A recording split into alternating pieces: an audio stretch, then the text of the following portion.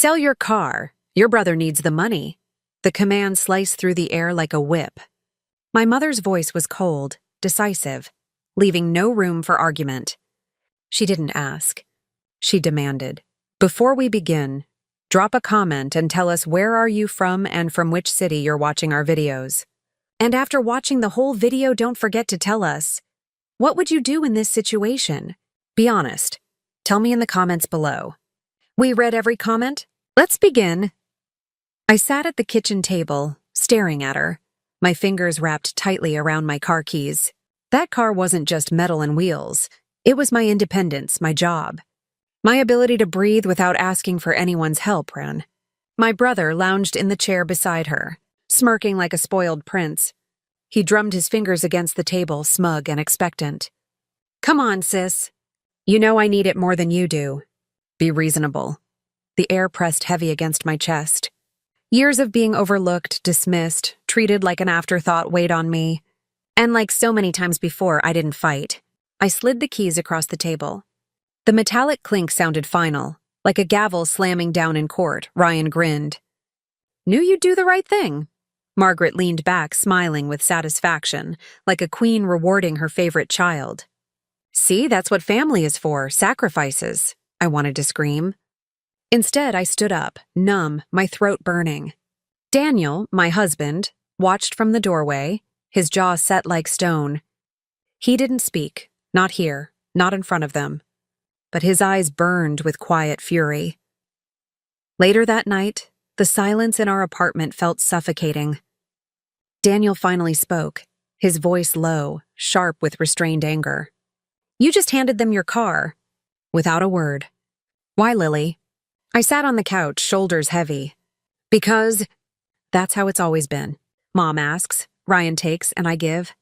If I say no, I'm selfish. If I argue, I'm ungrateful. I can't win! Daniel moved closer, gripping my hand firmly. This isn't family, Lily, this is control. And I won't watch them crush you anymore. Tears stung my eyes. What choice do I have? His jaw tightened. Maybe it's time they find out you're not as powerless as they think. 1 week later, I thought the worst was behind me, until Ryan pulled into my parents' driveway in a brand new red sports car, the engine roaring like thunder, sunlight glinting off the polished chrome. He stepped out wearing designer sunglasses, tossing the keys into the air as if he owned the whole world. Margaret clapped her hands together, pride shining in her eyes. My boy, you deserve this. After everything, you finally got what you're owed. I stood frozen on the steps, my stomach twisting, rage bubbling under my ribs. My old sedan, gone, sold. My sacrifice discarded. And here was Ryan, flaunting luxury as if he hadn't drained me dry. Daniel moved closer, his hand brushing mine. But he wasn't staring at the car. He was holding a folder, thick, heavy, filled with papers. His voice was low, steady, dangerous. He's not the one who should be smiling right now, Daniel whispered. Because these papers change everything. For the first time in years, I felt something spark inside me. Not resignation. Ryan leaned against his shiny sports car, tapping the hood like it was his throne. Neighbors slowed down on the sidewalk, staring with envy. He soaked it up, chest puffed out, flashing that cocky smile I'd seen my whole life. Margaret beamed beside him, her arm looped proudly through his. Meanwhile, I stood on the steps, feeling my blood boil. The sight of them laughing together, celebrating his success, twisted my stomach until it hurt. I could still feel the echo of the moment I slid my keys across the kitchen table. My sacrifice. My humiliation. Daniel stepped forward, his hand steady on the folder. His eyes, sharp as glass, locked on Ryan. Nice car, he said coolly. Tell me, Ryan, how'd you manage it? Weren't you the one begging Lily for help just last week? Ryan scoffed, lifting his sunglasses to rest them on his head. It's called hustling, Daniel. Something you wouldn't understand. Some of us know how to play the game. Margaret shot Daniel a glare. Don't start. Ryan has always been resourceful. He deserves good things. Then her eyes flicked to me, cold as ever. Unlike some people who only complain about sacrifices, I swallowed hard, my fists clenching. Daniel's presence beside me kept me standing upright. He shifted the folder in his hands and slowly opened it.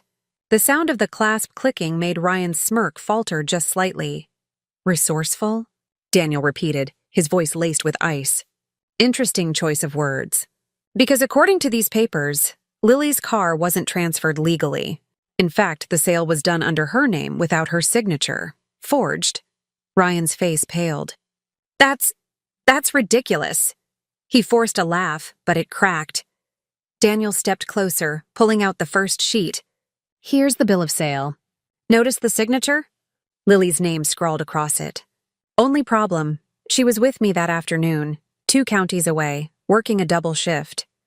We even have her time-stamped pay stub. So unless Lily figured out how to clone herself, someone forged this. Gasps rippled from the neighbors gathered nearby. Margaret's smile faded. Ryan's bravado wavered, though he tried to mask it with a shrug. Maybe the dealer made a mistake. Daniel's eyes darkened. Really? Because the dealer signed a sworn statement saying Ryan Parker himself handled the transaction. Not a mistake, fraud. The silence was deafening. I felt my chest tighten, a rush of vindication pulsing through me. For once, the weight wasn't on my shoulders. It was on his. Margaret's voice trembled. Ryan. Tell me that's not true. Ryan's jaw worked, grinding his teeth. It's not, Mom, he's twisting it. You know Daniel's always been against me. He's just jealous. Daniel held up another paper, his tone sharp as a blade. Jealous? Of what? Your maxed out credit cards? Your unpaid loans? This car isn't even fully yours. It's leased under Lily's credit, tied to her record. If the payments aren't made, guess whose name is destroyed? I froze, my breath catching. What? My voice cracked. Daniel's hand tightened on mine, grounding me. He used your social security number, Lily, without your consent. The crowd stirred, whispers spreading like wildfire. A neighbor muttered, That's identity theft. Margaret staggered back, her eyes wide. Ryan, did you… Ryan snapped, his voice raising, desperate. So what if I did? She wasn't using it. She's always had everything easy. I needed a break. I deserved this car more than she ever deserved that junker. His words cut deep, sharper than any blade. My throat burned, tears stinging. But this time, I didn't shrink back. I stood taller, my voice trembling but strong. You didn't just take my car, Ryan. You stole my name, my credit, my future. And Mom, you let him.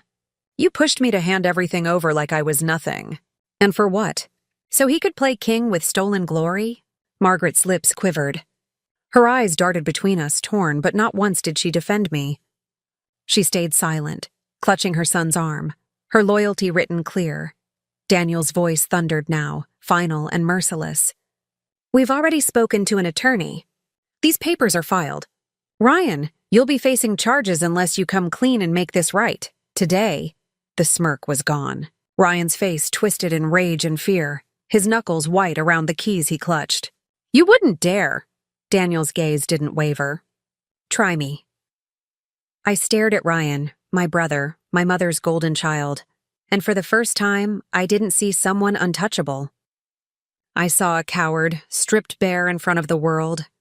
My hands no longer shook. My voice didn't break. You think I'll stay silent like always? I said, my tone firm, steady. Not anymore. You've taken enough from me. This ends now. The weight shifted. For years, I had been their scapegoat, their sacrifice. But standing there, Daniel at my side, papers in his hand, truth on my tongue, I felt something I hadn't in years. Power. And Ryan knew it. The driveway felt like a stage, every neighbor leaning on their fences or peeking from porches. Ryan's flashy sports car gleamed in the afternoon sun, but his smug expression had cracked. His lips pressed thin, jaw twitching. The truth had cornered him, and everyone knew it. You're overreacting, Ryan spat, his voice rising. This is family business. It doesn't need to be dragged into the street. Daniel's reply was sharp. Funny. You didn't mind making it public when you rolled up flaunting a car you stole under Lily's name? Ryan's nostrils flared. I didn't steal anything. It's mine. She gave me the car. Mom was there. Don't act like this is some crime. My chest tightened as he threw the spotlight back on me. For years, that tactic had worked. paint me as the weak one, the complainer, the selfish sibling. But now, the words that once silenced me sparked fire instead. "You know what's selfish, Ryan?" I said, my voice carrying across the yard. "Using me like a piggy bank. Draining me dry. Mom might excuse it, but the law doesn't. You didn't just take my car, you forged my name. You tied debt to my credit. You risked my future because you wanted to look important." Gasps rippled through the onlookers again. A man from across the street muttered, "She's right, that's fraud." Margaret's face tightened, but instead of shame, she clutched Ryan's arm. "Enough, Lily, stop embarrassing us. He's your brother. Family makes sacrifices." Her words stung like knives. My nails dug into my palms as I fought the urge to break. Daniel's grip on my shoulder steadied me. "Sacrifice?" I snapped, my voice shaking with fury. "When have you ever asked Ryan to sacrifice? When has he given up anything? I've been the one working 2 jobs, paying bills, scraping by. He burns through money like it's paper, and you call it ambition. You tell me to sell what little I have left, and you call it family. But the moment I need something, I'm told I don't deserve it." Margaret's face flushed red. "Watch your tone." "No," I cut her off, years of swallowed words breaking free. My voice rose firm and relentless. "I'm done watching my tone. I'm done being the convenient daughter you can guilt into silence. Ryan forged my name. He put me at risk, and you stood by him. Don't call it sacrifice, it's abuse." The crowd shifted, whispers buzzing louder. Ryan's smirk had vanished completely now, replaced by a stormy glare. "You think you're some hero because your husband dug up papers?" he snarled. "You think anyone's gonna side with you? Mom always said you twist everything into drama." "You've always been jealous," I laughed bitterly. The sound surprised even me. "Jealous of you? Of living off handouts and lies? Of being so desperate for approval you'd risk jail just to impress people with a car you can't afford?" Daniel stepped forward, his tone cutting through Ryan's bluster. "The attorney already filed a complaint, Ryan. This isn't just about Lily. It's a criminal record, fraud charges, and debt collectors. You can try to spin this all you want, but the paper trail doesn't lie." Ryan's face blanched. His swagger cracked, panic bleeding through. He clutched the keys tighter, his voice trembling though he tried to mask it with anger.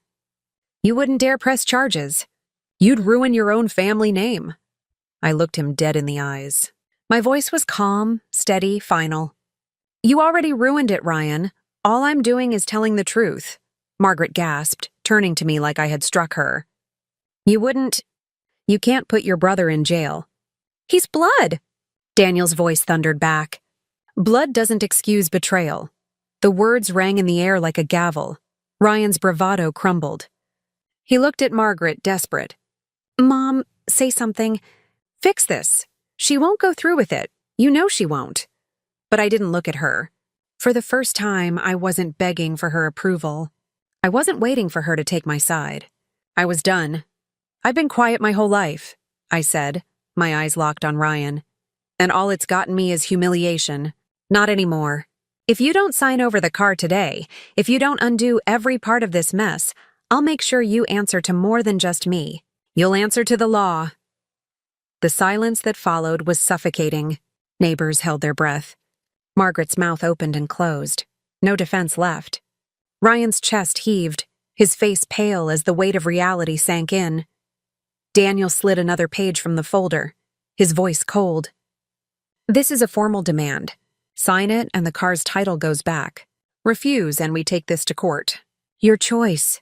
Ryan's hand shook as his bravado finally cracked. His voice was barely a whisper. "You'd destroy me." "No," I said, my voice steady, final. "You did that yourself." For once, Ryan had nothing left to say. Ryan's hand hovered over the papers Daniel held out, his knuckles white, his breath shallow. The sports car sat behind him like a gleaming trophy, but it suddenly looked less like victory and more like evidence. His swagger was gone, replaced by raw fear. Margaret stepped between us, her voice sharp, trembling. "Lily, think about what you're doing. He's your brother, your own flesh and blood. Families don't drag each other through the mud like this. You'll regret it if you don't let this go." I stared at her. The woman who raised me, who always measured love by Ryan's worth and sacrifice by mine. My chest ached, but I didn't flinch. I've been regretting it for years, Mom. Every time I gave up something for him. Every time you asked me to stay quiet. You told me family means sacrifice, but you never meant his. Only mine. Her lips parted, stung. That's not fair. No. I cut her off, my voice louder, fueled by years of silence breaking open. What's not fair is watching my life get stripped piece by piece so Ryan can shine. What's not fair is selling my car so he could show off in a car worth 10 times more. What's not fair is being told I don't matter while you stand there and cheer for him. The neighbors murmured, their whispers sharp as knives. Margaret's face tightened, but she couldn't look me in the eye. Daniel extended the pen toward Ryan, his tone calm, unyielding. Sign it. End this now. Or we'll let a judge decide. Ryan's jaw worked furiously, his eyes darting between me, the crowd, and the car. This is insane. You'd let me rot over a stupid car? I stepped forward, my voice cutting through the tension. It's not about the car. It's about respect. About truth. You took my name, my credit, my future, like they were disposable. You made me the fool. You don't get to laugh at me anymore. Ryan's face twisted. For a moment, I thought he'd storm off, refuse, gamble that I'd back down like always. But Daniel didn't blink and the crowd's silence pressed in. The weight of exposure broke him. His shoulders slumped, his hand trembling as he snatched the pen and scrawled his name. The moment the ink touched paper, it was like chains snapping. My breath came fast but lighter. For once, Ryan was the one cornered, not me. Daniel slid the papers back into the folder, his tone final. The car's title is reversed. The dealership will repossess it by morning. And Ryan, any move you make against Lily from here, it'll be met with more than just words. Ryan threw the pen down, his face red, his voice cracking. You've ruined me. You'll never be welcome in this family again. I met his glare, steady. Then maybe for once I'll finally be free. Margaret's gasp echoed across the driveway. Her eyes filled with shock, then desperation. Lily, don't say that. You can't just walk away from family. I turned to her, my throat tight, but my voice strong. Family doesn't ask one child to bleed so the other can shine. Family doesn't cover up fraud and call it sacrifice. If that's what family is here, I don't need it. Her mouth opened, but no words came. For once, she had no defense. No command. Only silence. I stepped off the driveway, Daniel beside me, the folder in his hands. The neighbors parted, their eyes wide, whispers chasing after us. I felt every step like a release, every breath like air after years of suffocation. Behind me, Ryan shouted, his voice cracking with rage. You think this makes you strong? You're nothing without us. Nothing. I stopped, turning just enough for my words to cut through the air. I was nothing because I let you make me believe it. But today, I chose myself. And with that, I walked away. Daniel's hand slid into mine, steady, grounding. You did it, he whispered. Tears blurred my vision, but for the first time, they weren't from shame or defeat. They were from release, from finally standing up, not shrinking back. As the sun dipped low, the roar of Ryan's car no longer seemed like triumph. It was just noise, empty and fading. My sacrifice was over. My silence was done. And the life ahead of me, for the first time, was mine.